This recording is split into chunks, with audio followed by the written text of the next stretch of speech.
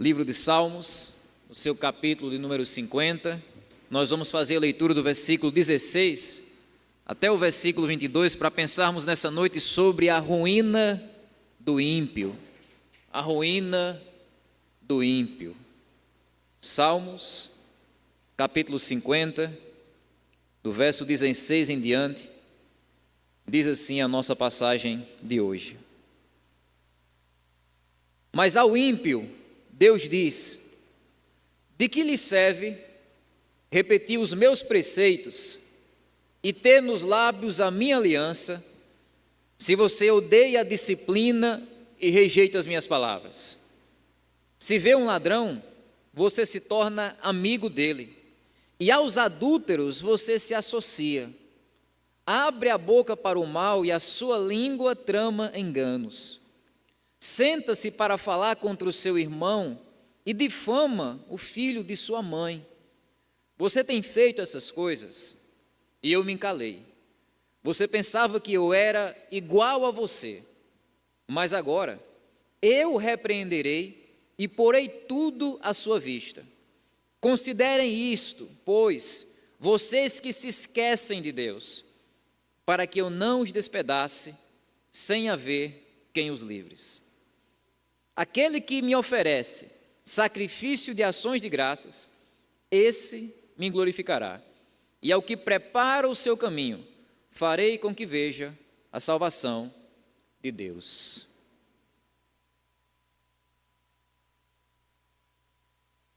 Mesmo numa leitura rápida, como a que acabamos de fazer, é possível a gente perceber que o assunto central dessa passagem é o juízo de Deus, o julgamento de Deus.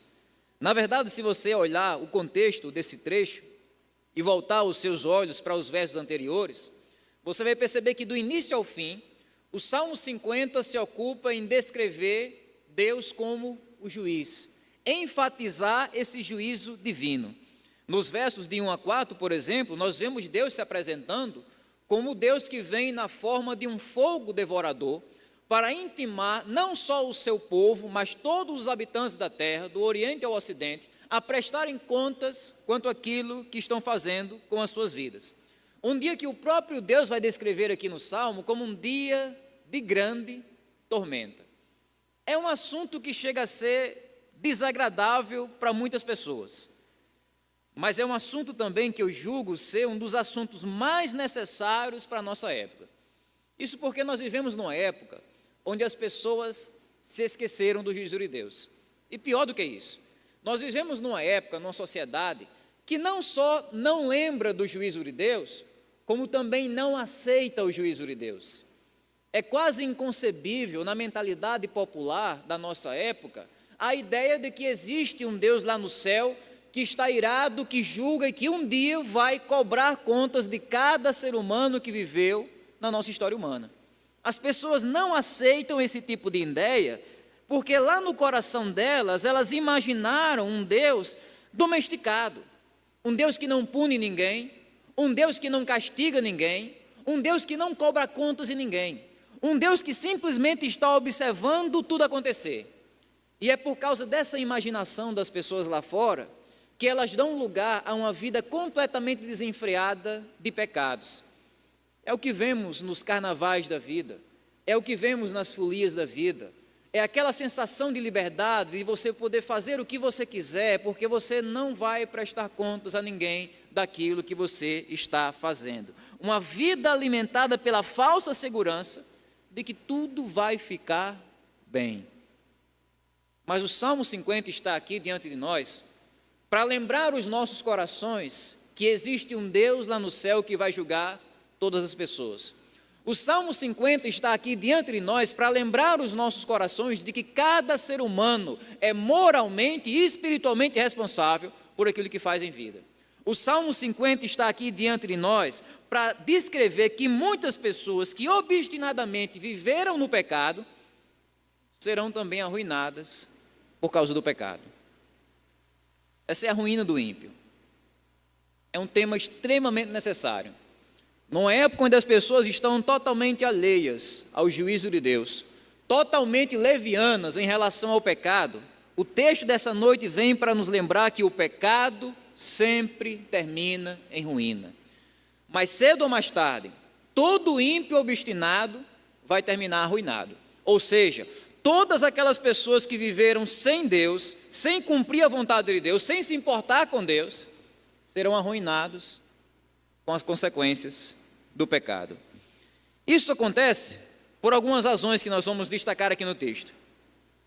O ímpio é arruinado, primeiro por causa das suas escolhas, por causa das escolhas que o ímpio faz. Isso está do versículo 16 ao 20. A primeira dessas escolhas, como o verso 16 vai descrever, é a escolha que o ímpio faz de viver uma fé de aparências. Uma fé de aparências.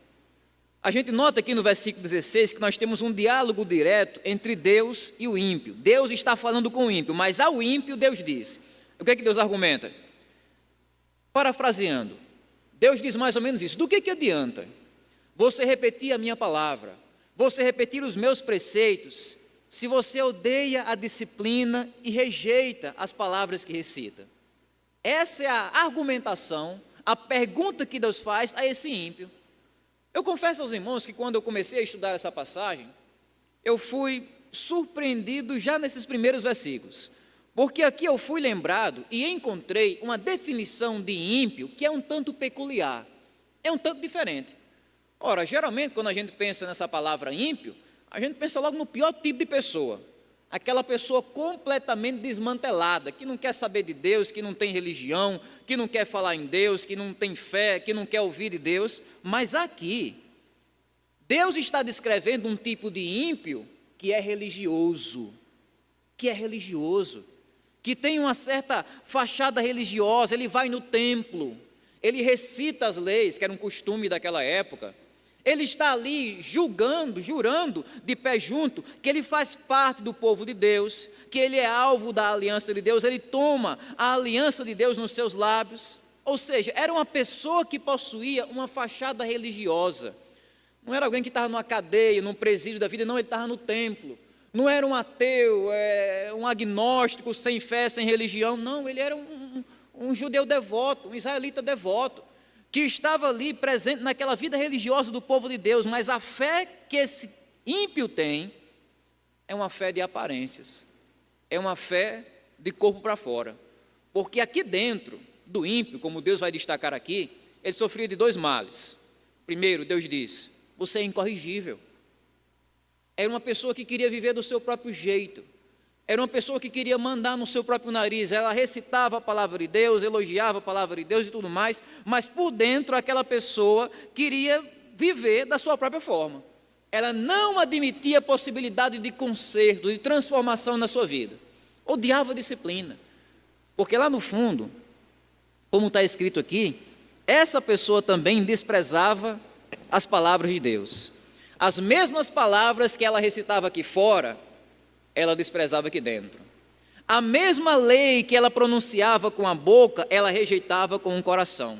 A mesma mente que ela usou para pronunciar e memorizar a palavra de Deus, era a mente também que não se submetia à palavra de Deus. Esse é o mal que nós conhecemos como o mal da hipocrisia.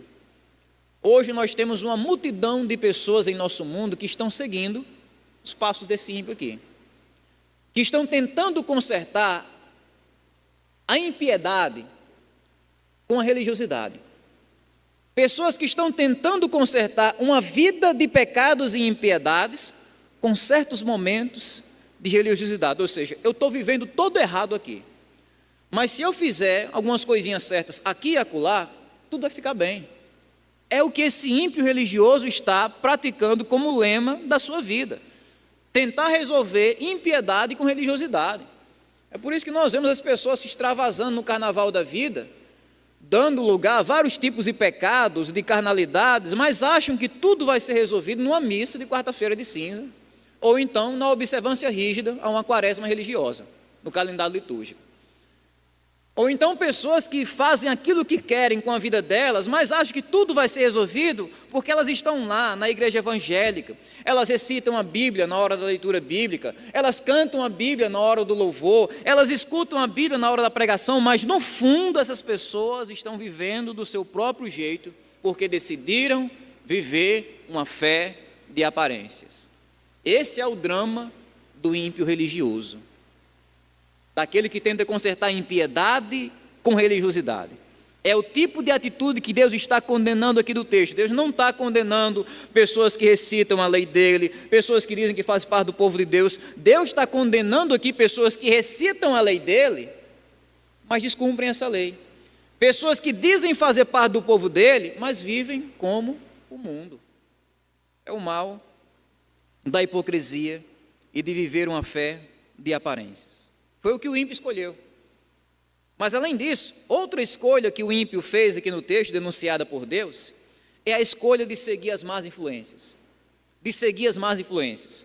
O verso 18 diz: se você vê um ladrão, você se torna amigo dele, e aos adúlteros você se associa.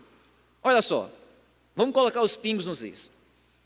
É bom enfatizar que o problema que está sendo denunciado aqui não é estar ao lado de pessoas que têm uma má reputação. Não é esse. Não é você estar no mesmo ambiente que um ladrão, um adúltero, não. O próprio Jesus, quando veio aqui na terra, ele esteve ao lado de ladrões, esteve ao lado de prostitutas. Mais tarde, algumas dessas pessoas foram salvas, inseridas na comunidade dos discípulos, se tornaram líderes, se tornaram apóstolos. Então o problema não é estar com essas pessoas. O problema que Deus está denunciando aqui é se associar a essas pessoas. É seguir essas pessoas, é fazer aquilo que elas fazem, é quando você é influenciado por essas pessoas e passa a imitar o comportamento delas. É quando você se torna, por exemplo, na figura do ladrão aqui no texto, né, um sócio da desonestidade. Além do contato que você tem com essa pessoa, você começa a imitar a desonestidade dessa pessoa. O mal de você seguir os passos daquelas pessoas que não seguem regras, daquelas pessoas que estão ganhando em cima da perda dos outros, daquelas pessoas que estão tendo vantagem em cima da desgraça dos outros. O mal de se tornar uma pessoa desonesta. Mas além disso, Deus também denuncia na figura do adúltero a atitude errada de ser um sócio da imoralidade. É a conivência com o pecado sexual, é você ser influenciado a usar a sua sexualidade de forma errada do mesmo jeito que o mundo usa. Do mesmo jeito, da mesma forma, com os mesmos critérios. É aquela pessoa que é influenciada pelo mundo a normalizar, justificar o pecado sexual em nome do amor, em nome do romantismo, em nome da diversão, porque é divertido, em nome da diversidade, em nome de pautas civis, sociais e por aí vai, ou qualquer outra justificativa que esse mundo use para defender aquilo que não tem defesa. Boa parte disso por quê? Por causa da má influência mundana. Gente, esse aqui é o perigo das más amizades. É o perigo das más companhias. Amizades ruins sempre vão ter o poder de corromper você, de mudar você, de influenciar você, de moldar seu comportamento. É o que está escrito lá em 1 Coríntios 15, 33. Paulo começa com uma frase, ele diz: irmãos, não se enganem. Ou seja, como se estivesse dizendo: gente, não acho que isso é besteira, não acho que isso é um exagero, não acho que isso não tem nada a ver, não tem nexo, nem fundamento. Não se enganem, as más companhias corrompem os bons costumes. Isso é uma verdade bíblica, gente. No nosso ditado popular, diga-me com quem você anda e eu vou dizer quem você é. Ou diga-me com quem você anda e eu vou dizer quem você vai se tornar em breve. É por isso que aqui o salmista está falando sobre esse perigo, das más influências. Ele vai usar aqui a figura do ladrão e do adúltero para resumir as más influências da sociedade. É uma sociedade que está repleta de pessoas desonestas, repleta de pessoas que levam você a resolver as coisas de uma forma totalmente errada. É o famoso jeitinho brasileiro da gente resolver as coisas. Pessoas que induzem você a mentir para você faltar no seu trabalho, na sua escola, naquele compromisso. Mentir para ter algum tipo de vantagem, ou numa fila preferencial, ou num processo. Pessoas que induzem você a ser um mau profissional, oferecer uma coisa para o seu cliente, um serviço para o seu cliente, prometer uma coisa e oferecer outra. Pessoas que levam você a ter vantagem por causa de subornos e propinas e outras desonestidades desse tipo, o mal da desonestidade e o mal da imoralidade, né? na figura do adúltero. São aquelas pessoas que estão lá fora, pessoalmente ou virtualmente, em conversas ou em canais do YouTube, por aí vai. Hoje a nossa dinâmica é essa de comunicação, né? Pessoas que estão lá fora incentivando você a procurar alegria no pecado sexual. E na cultura que a gente vive, isso aqui é um mal gritante. A gente vive numa sociedade que está mergulhada na imoralidade sexual. O pecado sexual está em toda parte. Existe pecado sexual para os olhos, na pornografia que povoa a internet. Existe pecado sexual para os ouvidos, nas músicas obscenas, nos maiores volumes dos paredões da vida, ou em alto no YouTube. Existe pecado sexual para a boca, nos palavrões que são pronunciados com tanta naturalidade. Existe imoralidade e pecado sexual para a mente, na cobiça por pessoas que não pertencem a você. Existe imoralidade sexual para o corpo, no sexo, fora ou antes do casamento, que é completamente normalizado em nossa juventude. E por aí vai. A imoralidade sexual é onipresente, está em toda parte. E se você se cercar de pessoas que empurram você para ela, que seduzem você para esse pecado sexual, a situação fica pior ainda. A situação fica mais drástica. O resultado vai ser a ruína de ser influenciado para uma vida sem Deus. É a triste escolha que o ímpio faz, se cercar e se deixar levar pelas más influências. Mas sabe outra escolha triste do ímpio? É a escolha de falar para criar contendas. É isso que leva a sua ruína também. O versículo 19 e 20 diz assim: abre a boca para o mal, Deus dizendo, e a sua língua trama enganos. Senta-se para falar contra o seu irmão e difama o filho de sua mãe. O texto aqui no original, ele usa uma expressão que é bem conhecida entre nós. Quando nós queremos descrever uma pessoa que é desbocada, nós dizemos, rapaz, fulano de tal tem a língua solta. Beltrana tem a boca solta. É tanto que algumas traduções, talvez esteja aí na sua Bíblia, vai trazer o texto dessa forma: soltam a boca para o mal. É aquela pessoa que se sente na liberdade de falar o que ela quer. Ela fala o que ela quiser, o que ela pensa, seja contra Deus, contra o próximo, contra si mesma. Ela não tem restrições no seu falar. Agora, o que é irônico, o que é engraçado, é que essa mesma pessoa, versículos atrás, estava usando a boca para recitar as leis de Deus. Usando a boca para louvar a Deus, para cantar a Deus e por aí vai. Agora ele está usando a boca dela para quê? Para destruir, caluniar, mentir, difamar, atacar, blasfemar e acusar. E para piorar a situação, Deus diz que o nível dessa pessoa é tão baixo que nem os familiares escapam. Nem a família escapa das investidas da boca desse ímpio religioso. O salmista descreve esse ímpio ali, sentado, ocioso numa calçada, por aí vai, falando mal de quem passar pela frente. Se for da família, fala mal também. Pode dizer que é pior do que o coxinha das garras da patrulha, né, Marquinhos? A tesoura corta para todo lado. Por mais cômico que isso seja, isso aqui é um retrato da nossa sociedade atual. Era o que acontecia naquela época, milênios atrás, e é o que continua acontecendo hoje. Pessoas que estão viciadas em prejudicar através do falar, em espalhar a maldade através da comunicação. Isso pode acontecer numa calçada, numa praça, numa esquina, onde as pessoas usam aquele encontro para falar mal, para espalhar conversa, para aumentar a conversa, para espalhar mentira. Isso pode acontecer num grupo de WhatsApp, onde as pessoas usam aquele espaço virtual para difamar, para espalhar fake news, para zombar da desgraça dos outros. Isso pode acontecer na igreja, quando um irmão dá lugar ao pecado e começa a alimentar intriga contra outro irmão. Isso pode acontecer na família, parentes que estão batendo boca por causa de herança. Pode acontecer no trabalho, colegas de trabalho que estão ali se alfinetando por causa da inveja. As possibilidades são muitas, são variadas. Mas o resultado é um só: é desgraça, é ruína, é dor, é sofrimento. Porque, como Deus diz aqui, toda má conversação sempre termina na destruição. É isso que o ímpio está atraindo para si quando ele espalha veneno com a sua boca.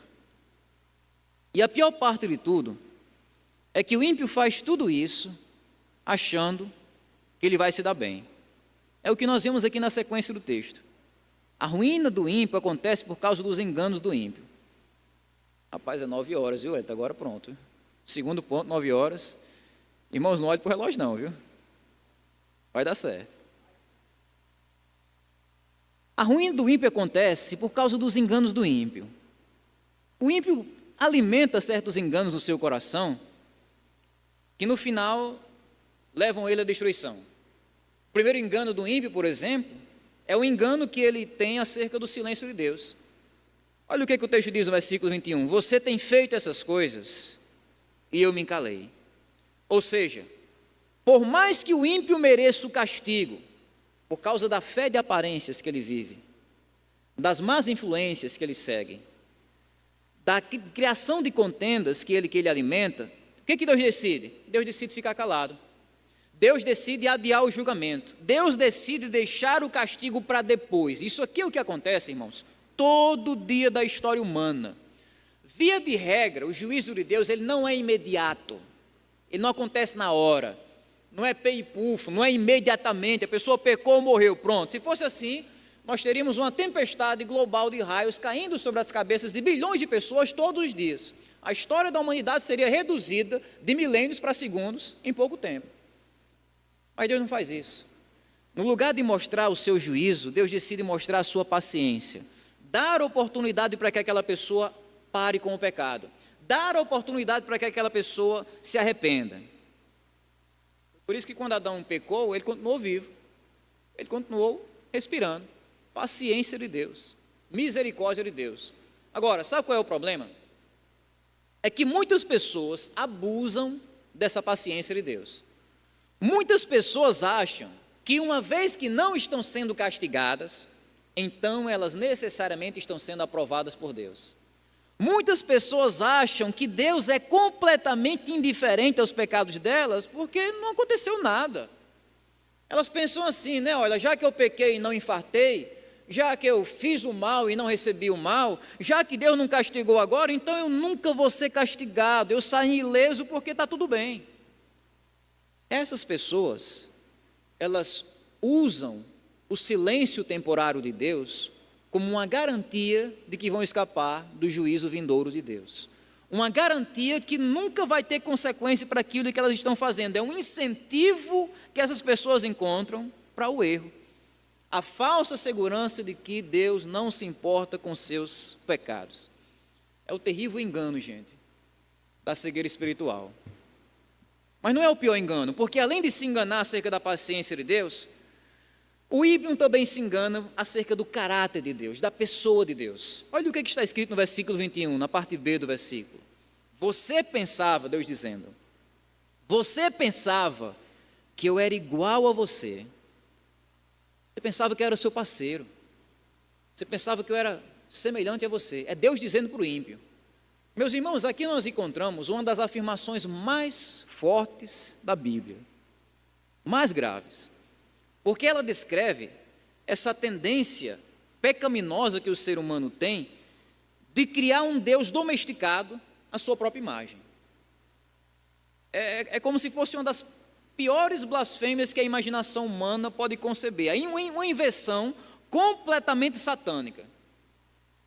Porque o ser humano, que foi criado à imagem santa de Deus, ele começa a criar um Deus à sua imagem pecadora.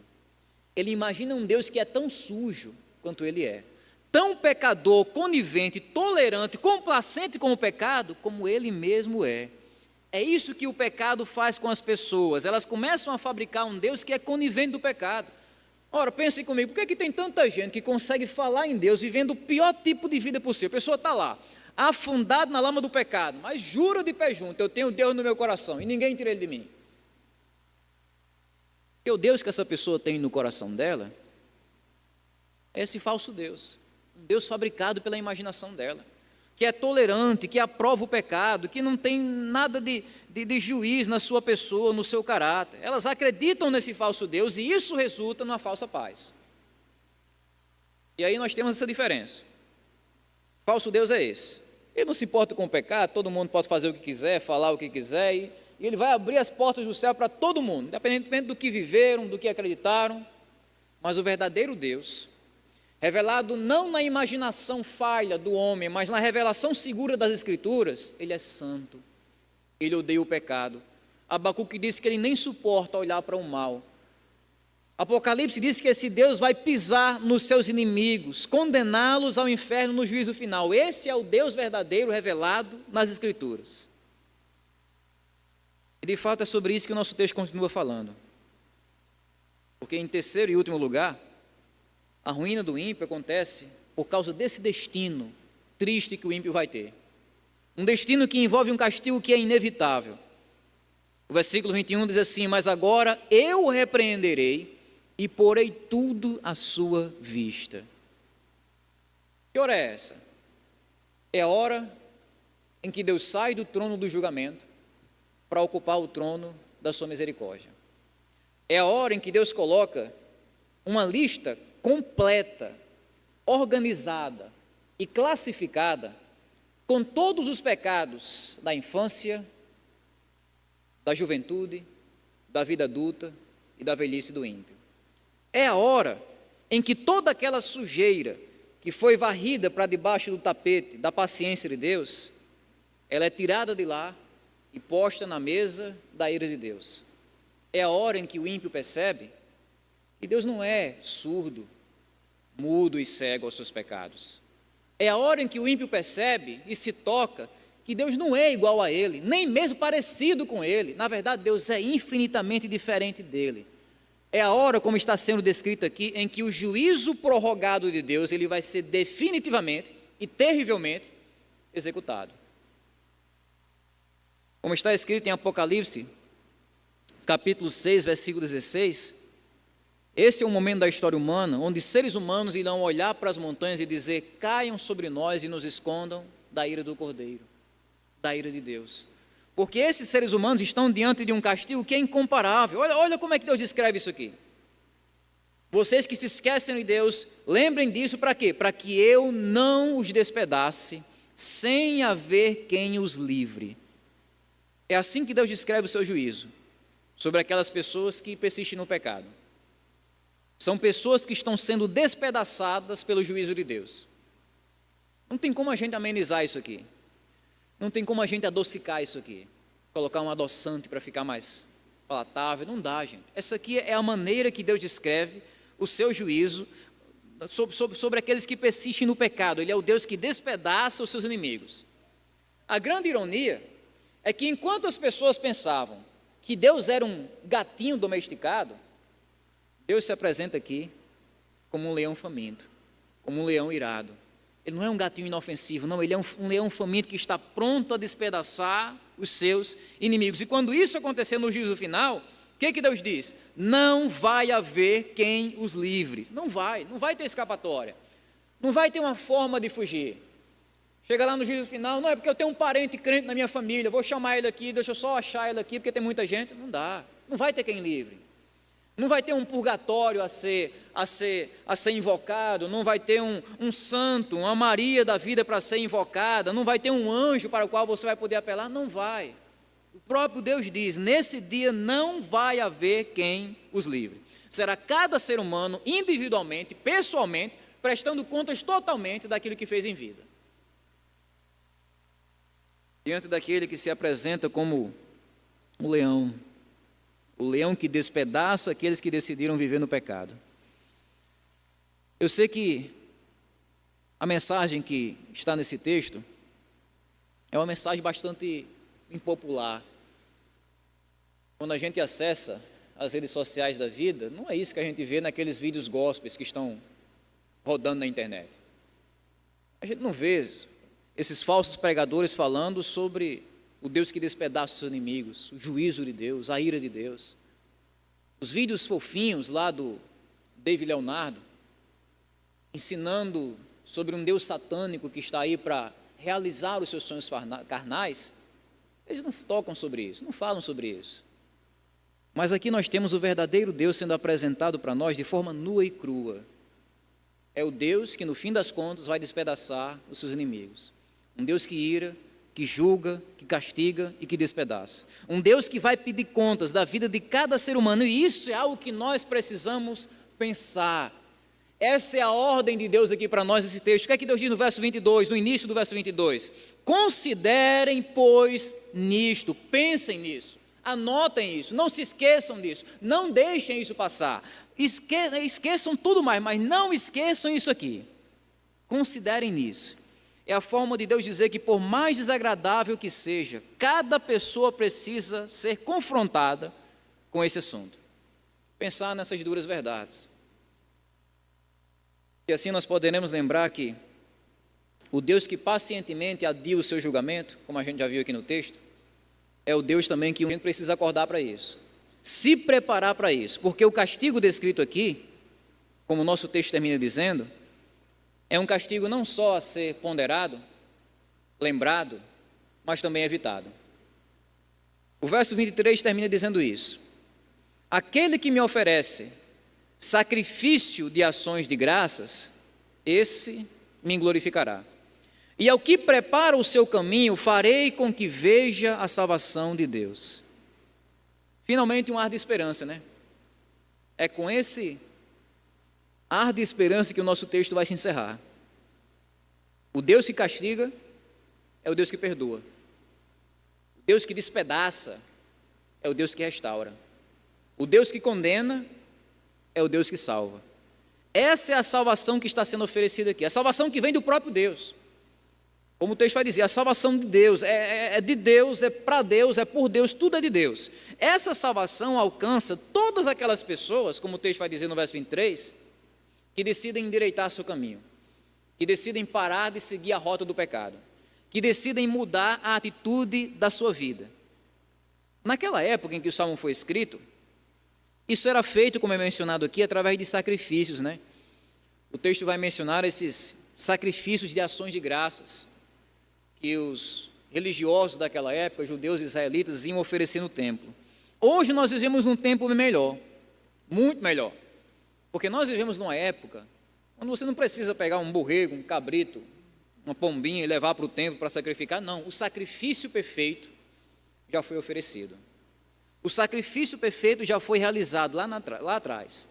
Isso aconteceu quando Jesus foi castigado na cruz, debaixo dessa ira de Deus.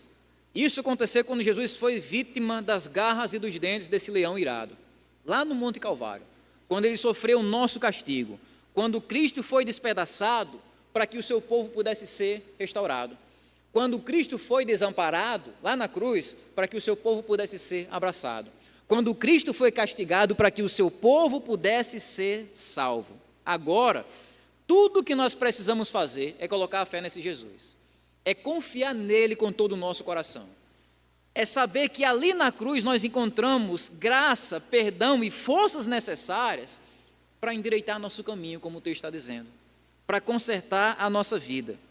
Esse é o convite que o texto está fazendo para nós nessa noite.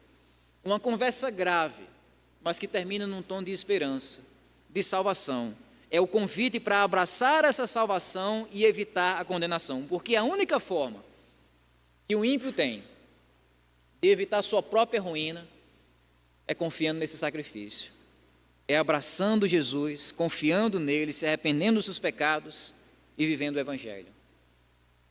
Caso contrário, o caminho daquele que se afasta de Deus, por mais religioso que seja, por mais que esteja aqui entre nós, toda semana, recitando a palavra de Deus, cantando a palavra de Deus, ouvindo a palavra de Deus, o caminho dessa pessoa, desse ímpio religioso, vai ser a ruína do pecado no juízo de Deus.